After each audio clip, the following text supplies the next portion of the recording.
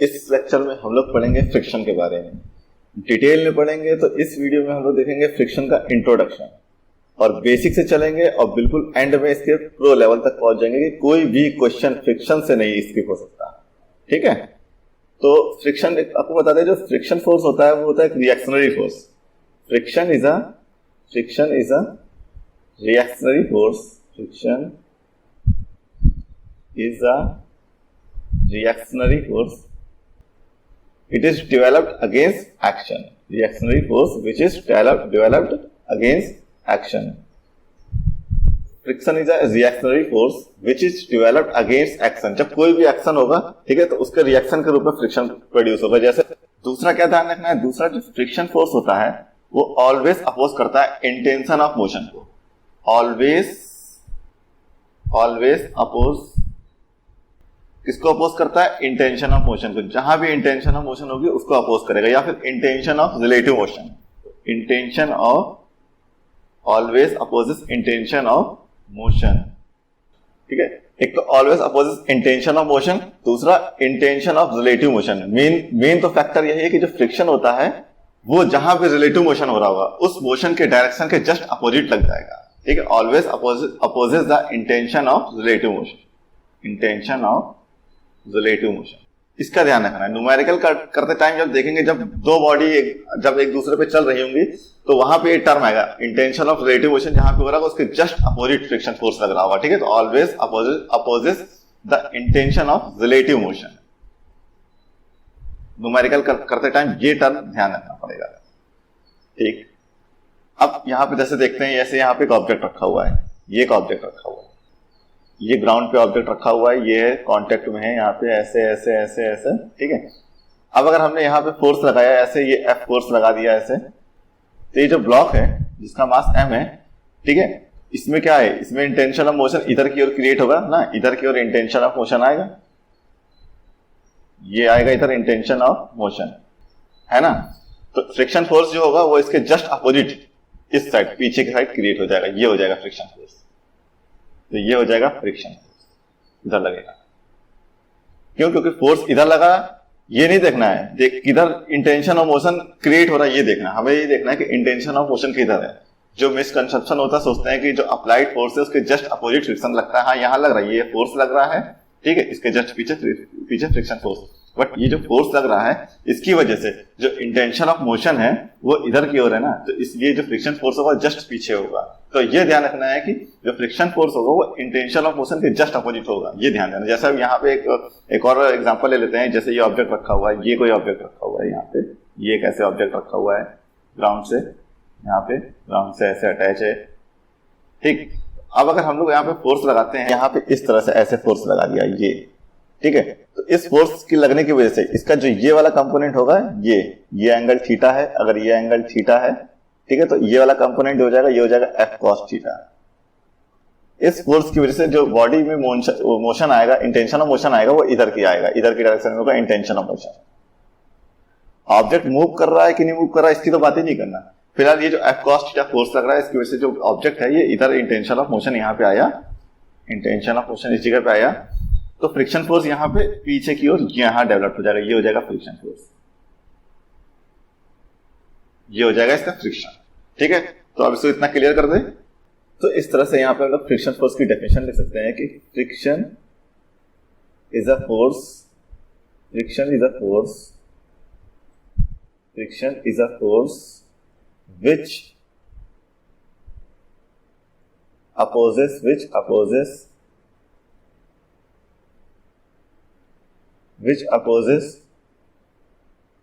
the relative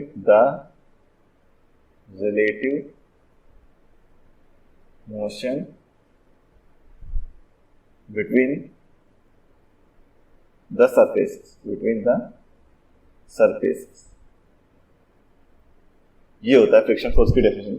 जैसे दो surface हैं, उनके बीच में एक फोर्स लगेगा, एफ फोर्स लगेगा, यहाँ पे मैंने इनके बीच में जो एफ फोर्स लगाया, ठीक है, इस वजह से यहाँ पे होगा इन दो सरफेस के बीच में रिलेटिव इंटेंशन ऑफ एक मोशन, रिलेटिव मोशन क्रिएट हो जाएगा, इंटेंशन ऑफ मोशन क्रिएट हो जाएगा, जिस वजह से एक फोर्स डेवलप होगा इन दोनों सरफेस के बीच में। उस फोर्स को बोलते हैं फ्रिक्शन फोर्स। तो ये तो फ्रिक्शन फोर्स के बारे में।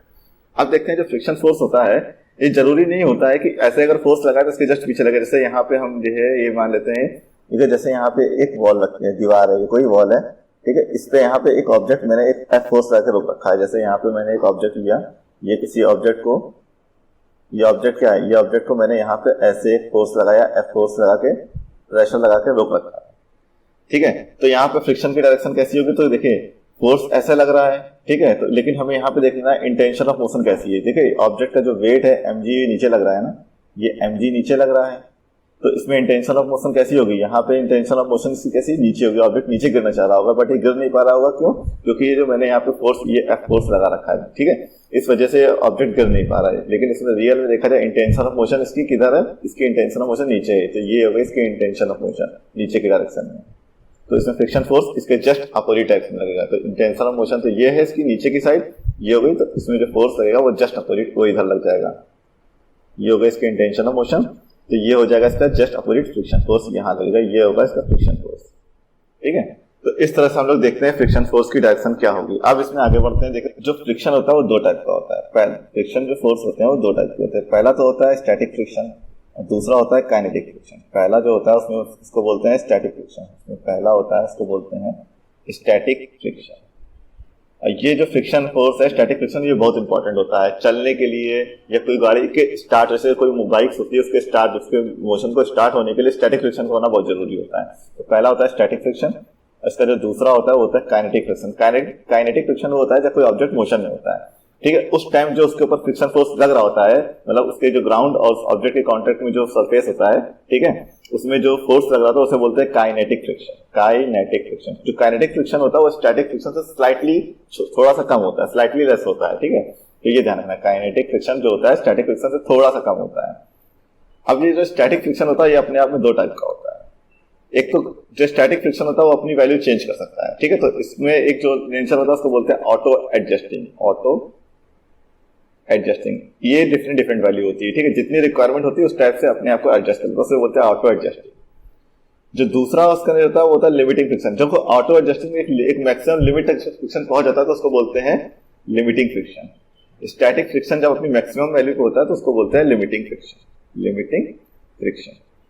उसी तरह जो काइनेटिक फ्रिक्शन होता है वो भी दो टाइप के होते हैं। एक तो होता है कि जब ऑब्जेक्ट मोशन में दो टाइप से हो सकता है, तो स्लाइडिंग, या तो स्लाइड कर रहा होता है, स्लिप हो रहा होता है, या फिर रोलिंग होता है, ठीक है। तो जब ऑब्जेक्ट स्लाइडिंग कर रहा होता है, ठीक है, जब स्लाइडिंग ऑब्जेक्ट होता है तो उसके बीच में जो फ्रिक्शन फोर्स लगता है उसे बोलते हैं sliding kinetic friction. Sliding kinetic friction.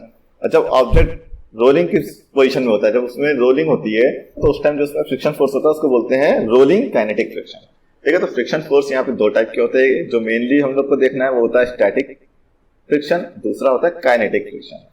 जो स्टैटिक फ्रिक्शन होता है वो दो टाइप का नेचर दिखाता है। एक तो होता है ऑटो एडजस्टिंग, अपना नेचर जो होता है वो अपने आप को ऑटो एडजस्ट करता है, ठीक है, जितनी जरूरत होती है उतना बना लेता है। दूसरा जब ऑटो एडजस्ट करके अपने आप को मैक्सिमम बना लेता है उसको बोलते हैं लिमिटिंग फ्रिक्शन। उसी तरह काइनेटिक फ्रिक्शन दो टाइप के होते हैं। एक तो जब ऑब्जेक्ट स्लाइडिंग कर रहा होता है तो उसमें जो फ्रिक्शन होता है उसे बोलते हैं स्लाइडिंग काइनेटिक फ्रिक्शन। दूसरा जब वो रोलिंग कर रहा होता है तो उसे बोलते हैं रोलिंग काइनेटिक फ्रिक्शन। तो हम लोग को यहाँ पे जो ध्यान जो स्पेशली जो पढ़ना है वो पढ़ना है स्टैटिक फ्रिक्शन के बारे में। स्टैटिक फ्रिक्शन में ऑटो एडजस्टिंग नेचर को बहुत अच्छे से समझना है और लिमिटिंग फ्रिक्शन को बहुत अच्छे से समझना है, ठीक है। तो इसमें आगे बढ़ते हैं। अब हम लोग पढ़ते हैं स्टैटिक फ्रिक्शन के बारे में। जैसे यहाँ पे एक ऑब्जेक्ट रखा हुआ है, ठीक है, ये सरफेस पे ऐसे कॉन्टेक्ट में रखा हुआ है, किसी सरफेस के ऐसे कॉन्टेक्ट में, तो हम लोग यहाँ पे लगाते हैं एफ फोर्स। यहाँ पे सपोज कर लगाया तो इसमें इंटेंशन ऑफ मोशन जो आएगा वो किस डायरेक्शन में आएगा, वो इस डायरेक्शन में आएगा। इंटेंशन ऑफ मोशन इस डायरेक्शन में होगा ना, यहाँ होगा इंटेंशन ऑफ मोशन। अब इधर इंटेंशन ऑफ मोशन होगा तो इसमें जो फ्रिक्शन फोर्स होगा वो किधर होगा, वो होगा इस साइड, इस डायरेक्शन में हो जाएगा, ये हो जाएगा फ्रिक्शन फोर्स, ठीक। तो इस फ्रिक्शन फोर्स को बोलते हैं स्टैटिक फ्रिक्शन, इसी को बोलते हैं स्टैटिक फ्रिक्शन फोर्स। अब यहाँ सपोज करते हैं, मान लेते हैं यहाँ पे जो ऑब्जेक्ट है ये मिनिमम अगर 50 न्यूटन से कम फोर्स लगता है तो नहीं चलता है, यानी कि जो इसको चलने के लिए जो रिक्वायरमेंट फोर्स है वो है 50 न्यूटन। 50 न्यूटन से कम फोर्स अगर लगेगा तो ये नहीं चलेगा, जैसे ही 50 न्यूटन से ज्यादा फोर्स लग जाता है तो ये ऑब्जेक्ट मोशन में आ जाता है, ठीक। तो अब मान लेते हैं कि जैसे केस 1 हम लोग मान लेते हैं, यहाँ पे हम लोग ने इस फोर्स में यहाँ पे फोर्स लगाया 30 न्यूटन का फोर्स लगाया, तो क्या ये ऑब्जेक्ट चलेगा, नहीं चलेगा। यानी कि इस टाइम जो फ्रिक्शन फोर्स लग रहा होगा वो 30 न्यूटन होगा, तो यहाँ पे जो फ्रिक्शन फोर्स होगा वो होगा 30 न्यूटन। दूसरा हम लोग मान लेते हैं, चलिए यहाँ पे हम लोग फोर्स लगा देते हैं, कितना यहाँ पे फोर्स लगा देते हैं F = 40 न्यूटन। अब ये 40 न्यूटन जब इसने फोर्स लगा इस ऑब्जेक्ट पे, इधर F इक्वल टू 40 कर दिया अगर हमने, तो क्या ये ऑब्जेक्ट चलेगा? नहीं चलेगा। तो यहाँ पे फ्रिक्शन फोर्स कितना हो जाएगा? वो हो जाएगा Fs इक्वल टू हो जाएगा 40 न्यूटन। ठीक है, ध्यान है ये स्टैटिक फ्रिक्शन की बात हो रही है, ठीक है। तो यहाँ Fs इक्वल टू हो जाएगा 40 न्यूटन। अब जैसे अगर हम मान लेते हैं तीसरा केस कि हम लोगों ने फोर्स लगा दिया 50 न्यूटन, ठीक है, तो 50 न्यूटन पे तो ये ऑब्जेक्ट चलना स्टार्ट कर देता है, यानी कि इस टाइम इसमें मोशन आ चुका है। तो अब ये जो यहाँ पे फ्रिक्शन फोर्स होगा वो कितना हो जाएगा? वो हो जाएगा, अगर हम लोगों ने 50 न्यूटन फोर्स लगाया तो फ्रिक्शन फोर्स कितना हो जाएगा? फ्रिक्शन फोर्स इस टाइम, ठीक है, जस्ट ऑब्जेक्ट चलने की सिचुएशन जब होता है तो उस टाइम फ्रिक्शन फोर्स होता है, तो ये हो जाएगा 50 न्यूटन। ठीक है, तो ये जो फ्रिक्शन इस समय आ रहा है, ये आ रहा है मैक्सिमम फ्रिक्शन। इस फ्रिक्शन की वैल्यू इससे ज्यादा नहीं हो सकती है। ये जो मैक्सिमम फ्रिक्शन आ रहा है तो इसको बोलते हैं लिमिटिंग फ्रिक्शन।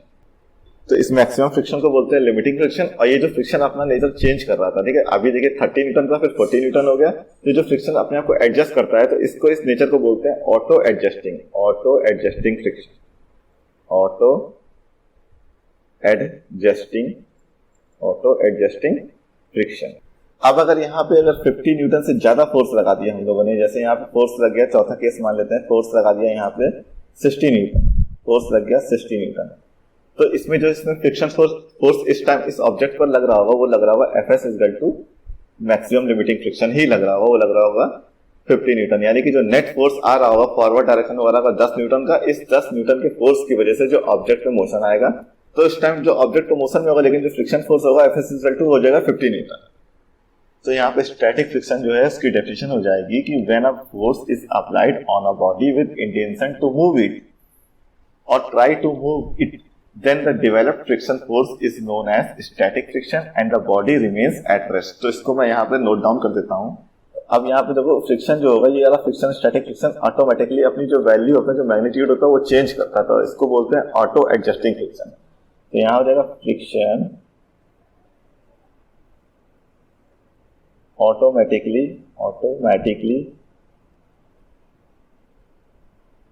एडजस्ट, इसको कहते हैं ऑटो एडजस्टिंग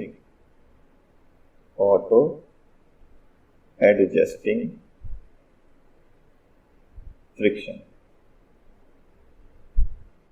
ठीक है, तो ये हो गया auto adjusting friction.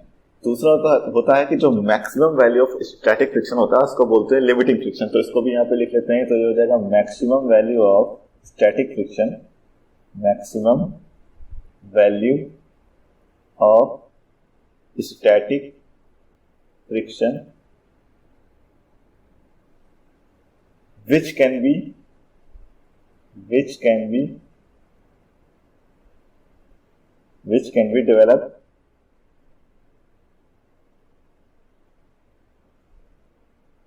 developed between the surface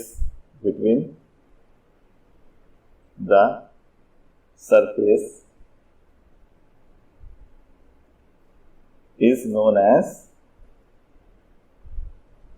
limiting friction।